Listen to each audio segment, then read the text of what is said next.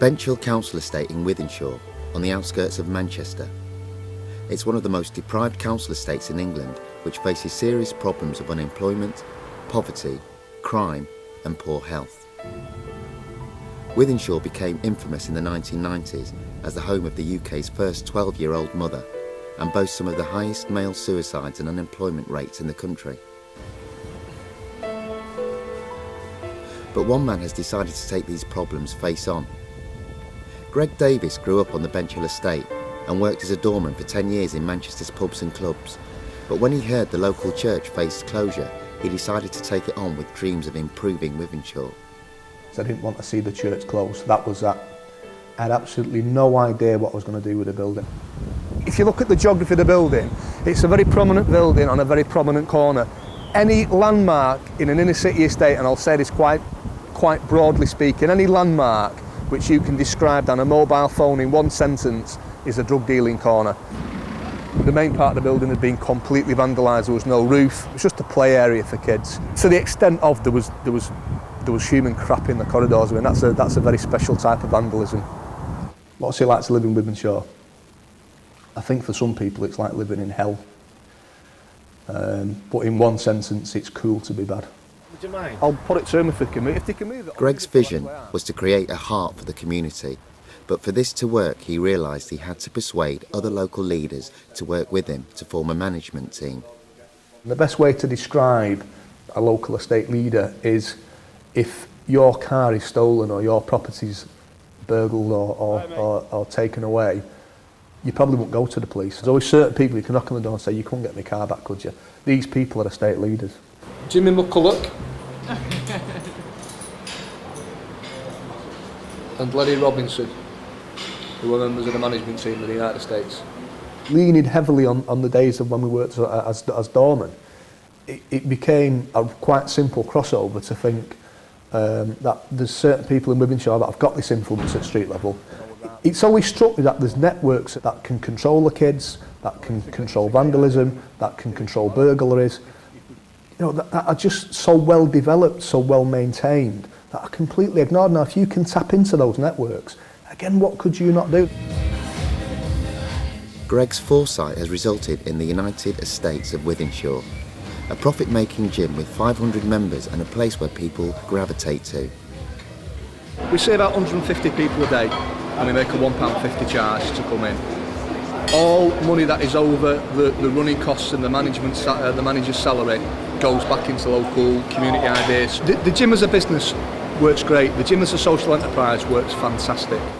The gym has generated other businesses, giving jobs to local people.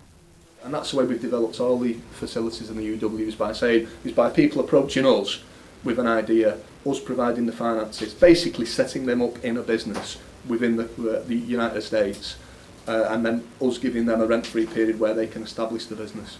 It's a great idea. The gym is also home to Fair Share, a business that collects unsold food from supermarkets and distributes it amongst local charities. We're all volunteers, really. We all just do this for fun. Makes you feel good inside as well, because it's homeless people it's going to. Before I moved around here, I was working as a landscape gardener. I became homeless myself and learnt about all this stuff, this Fair Share thing, so I thought, get involved with that. I know what it's like, hungry. I would have well appreciated this, but it doesn't happen all the time. So gym keeps me very active also. I have a lot of anger issues. I get in the gym and I work it out, get rid of all my anger. It saves me stabbing someone up or punching someone up, doesn't it? You can just come here and chat. Just chat and have a brew, whatever.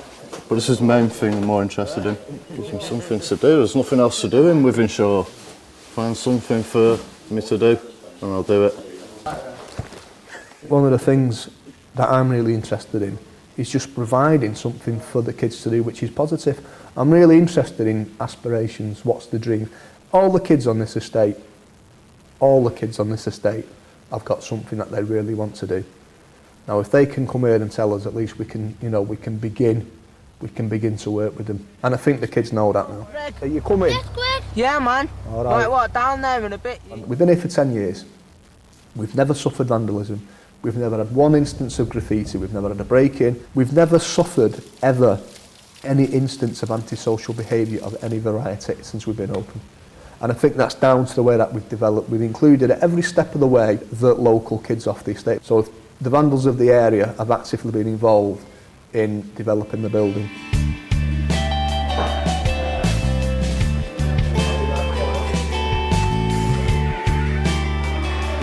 Eddie was just a bunch of scallywags that had not a lot to do, and would find themselves from time to time on the Portakabin roof, which is in our grounds, and then from time to time would also miraculously appear on the church roof.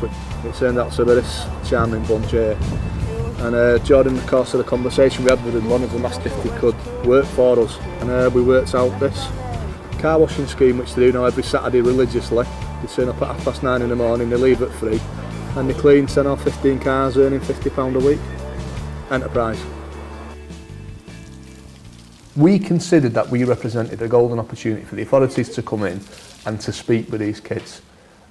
And it's never really worked out that way at all. I mean, for the first 4 or 5 years of our existence, we continually approached the local authorities, the council, and even organisations like the Lottery Board to say, well, look what we're doing, we've got a great idea, we've developed a gymnasium, we've done that out of our own finances, we're looking to develop a cafe and a kitchen.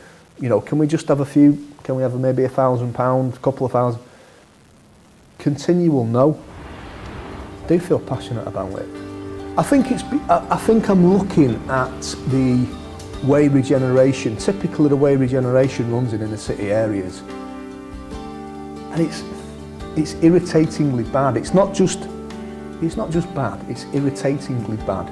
People come onto this estate, they've never lived on an estate, and they tell me how to live on an estate. If we have got a regeneration board, why don't we work together? Surely we're all working for the same purpose.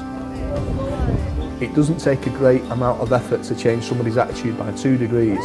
And that energy, on inner city estates, that energy that makes kids vandalise and burgle and graffiti, that energy exists. Now, if you can redirect that energy into positive pursuits, into building a place like this, why don't we just do it? Why don't we just do it?